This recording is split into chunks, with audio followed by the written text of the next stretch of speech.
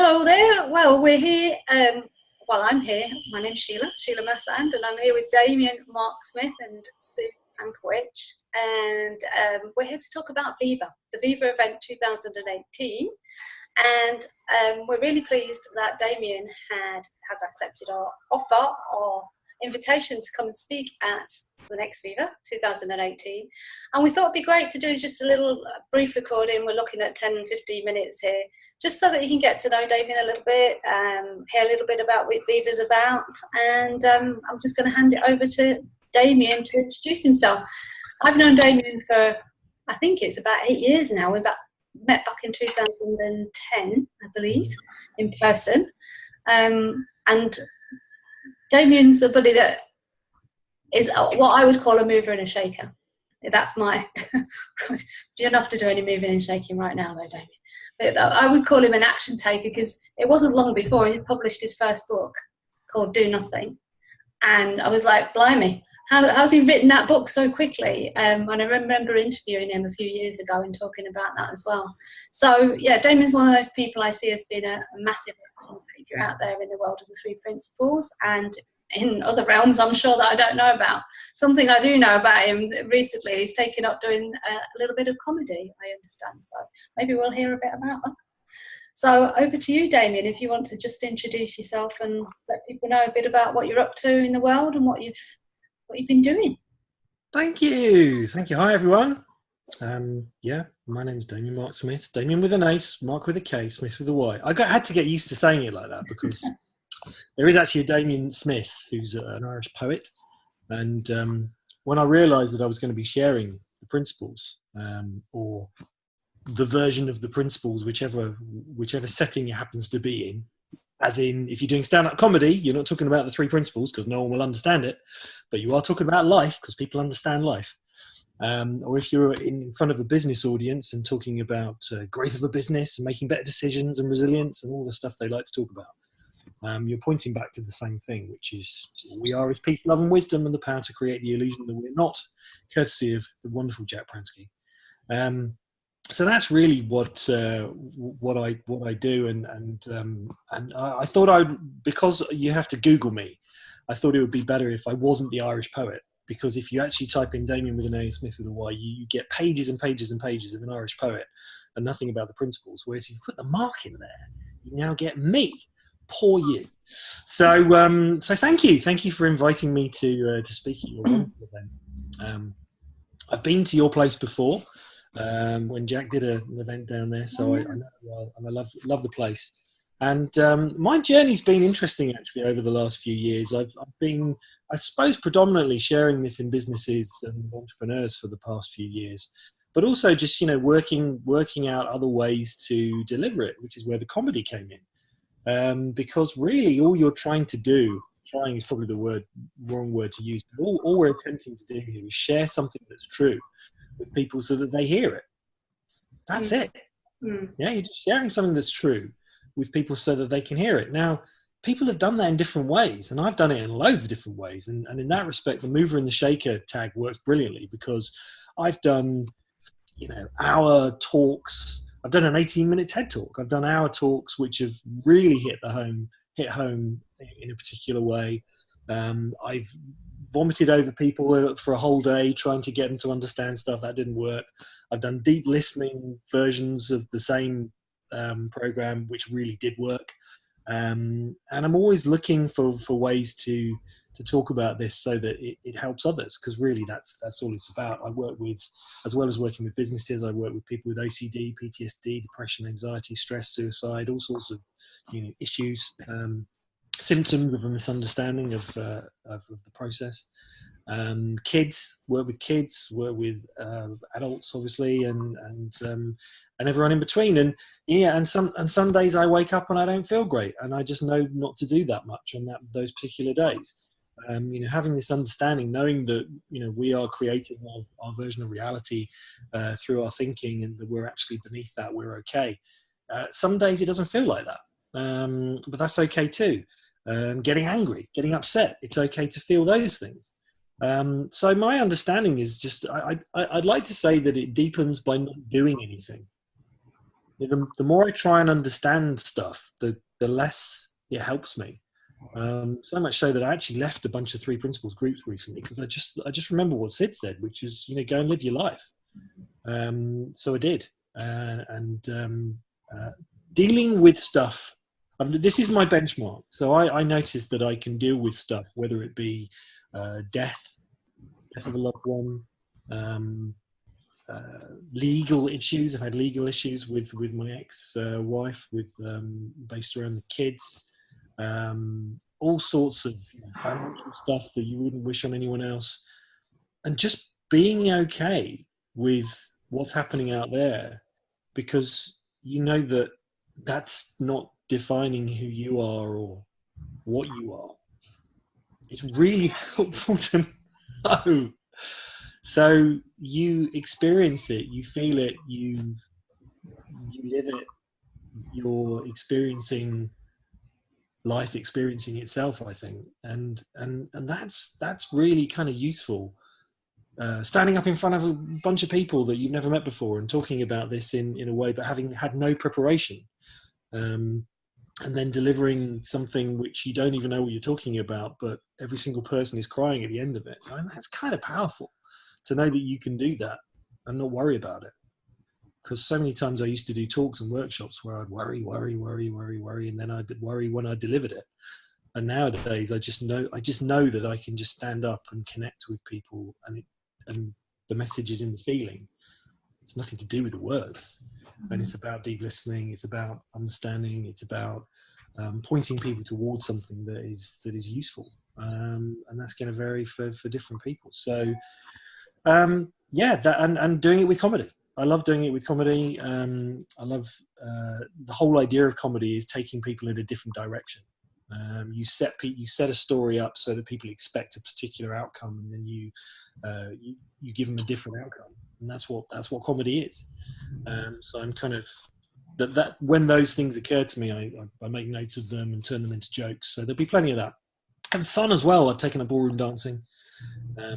That's an interesting thing in itself, because you have to use both sides of the brain at the same time, and you have to learn the steps and then unlearn them and get into the feeling of the music. And it's a really interesting way of experiencing what we're pointing to here.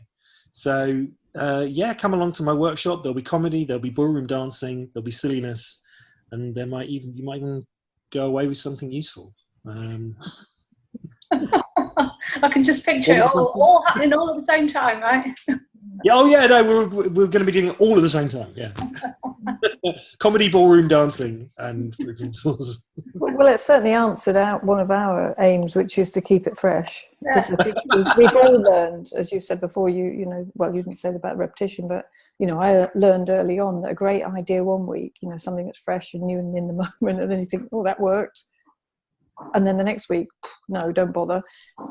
So yeah, perfect. But what's your 4th thing? Because that's only 3. What else you got? No, we're keeping it. Things go in 3s, isn't it? Oh God, yeah. 3's the right number.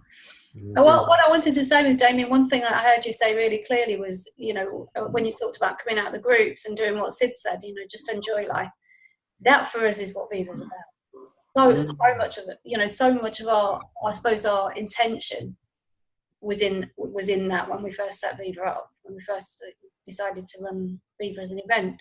It was that it's about really experiencing, enjoying life. Go and do more of what you enjoy. That's why we build the big breaks in the afternoon, so people can go walk by the ocean, as Sid said. Go hang out at the beach, have a good time. So yeah, I love that you said that, because it really.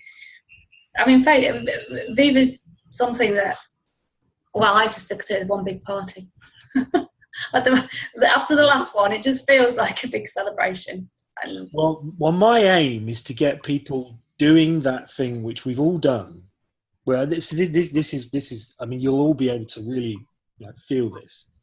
When you're laughing so hard you can't stop. Yeah, I love it. And it actually starts to hurt. Yes. Like that. That's my aim. I want to get people into that kind of state where they just it's painful. Yeah. In a good way. It's like that when this really hurts. Yeah. And then someone could just say anything. And it'll be like, yeah. Yeah. That's the plan. Well, I think Sheila and I have been a bit like that, haven't we? I'm not sure it's for the most comedic reasons, but we've had lots of laughs. Yeah. So I'm looking forward to it, and you know, I'm happy to share stuff with people. I love when people say to me, it's like, well, you know, have you done this in workshops where you've got people to, like, you know, do the experiential stuff? And yeah, the answer is always the same. I say, well, it depends. It depends where I am at the time, what comes to me at the moment. But you know, I've got loads of suggestions and things that I've done, some of which have worked brilliantly, and others have been complete disasters. And I think it's nice for people to hear that as well. It's good for people to kind of get that kind of sense of, oh, thank you. I think it's nice that people, what we like is, because we keep the breakout groups small, well, there'll be a third of however many people are there, so it could be massive. It could be 100 in each breakout. Gives them an opportunity to ask questions and have a conversation, as opposed to going in and sitting and listening to, you know, the expert. And that's really key as well. And that's what people, I think, have said to us about, it feels informal, it feels welcoming, and they feel able to participate. And you know, we don't want anyone sitting there thinking, oh, I don't know if this, you know, I should ask this question. I think it's like, it's not a free for all, but it's free for all to join in, and you know, that big invitation. And I think when people start laughing, they're going to join in. Get them laughing first. Well, the other thing, I mean, the good thing about comedy as well, and certainly what I encourage is for people to really do the deep listening. And you know, maybe I think people misunderstand what deep listening can be. But deep listening for me is about listening to yourself. Not about listening to others, it's about listening to yourself. So being able to hear something like a question which, you know, really feels like, well, why hasn't anyone said this? But then listening to the subsequent chatter, which is, oh, actually, maybe that's because it's a silly question. But then the deep listening will be able to tell you whether, well, actually, do you know what? That first question, no, it had something to it. It had a real feeling to it. And I think I really want to explore that. Being able to then, so comedy is a really good example for that. People are funnier than they think. But And this is something that I've looked at studying comedy, because I'm actually going on Britain's Got Talent next year, and made the application and made the dedication because I wanted to push myself. I wanted to push myself to the limits to see what that was about, and to, you know, push my fears, because I'm scared of, you know, standing on stage and telling jokes. So, well, I was. Now, having done it, I realised that I haven't died. So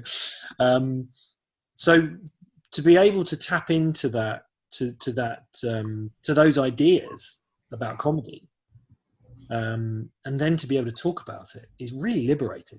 It's really liberating. So I'm going to encourage that. I'm going to really encourage that. Looking forward to coming listening to your breakout then. It's going to be a comedy workshop now, isn't it? Yeah, exactly. That's the kind of, you've planting the seeds. So who knows? We haven't got the schedule finalised yet, so we can play around with it, can't we, Sue?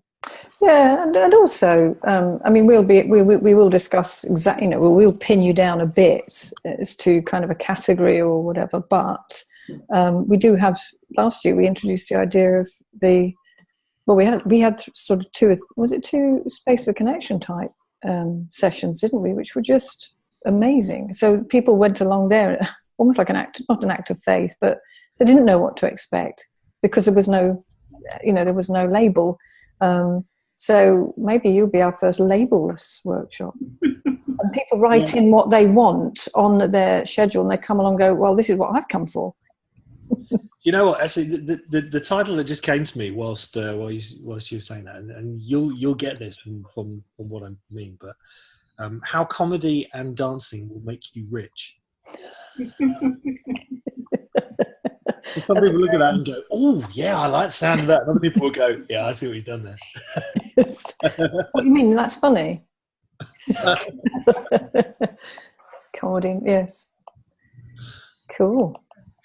Well, given I said we were going to do a very brief recording. I think shall we bring it to an end and just say we'd love to see everybody at VIVA 2018. Well, everybody, as many people as we can fit in. Yes. Everybody in the world, yeah, all 7.5 billion of you or whatever we are. Yeah. But yeah, just a few of that 7.5 billion would be great, and we've already got plenty of people booked. So. Yeah, and also this, opportunity again to say thank you to you for coming out to VIVA. We appreciate that and your time today. This is what we kind of rely on this, and we're really appreciative. So thank you. Yeah. Okay. Look forward to seeing you in Albania.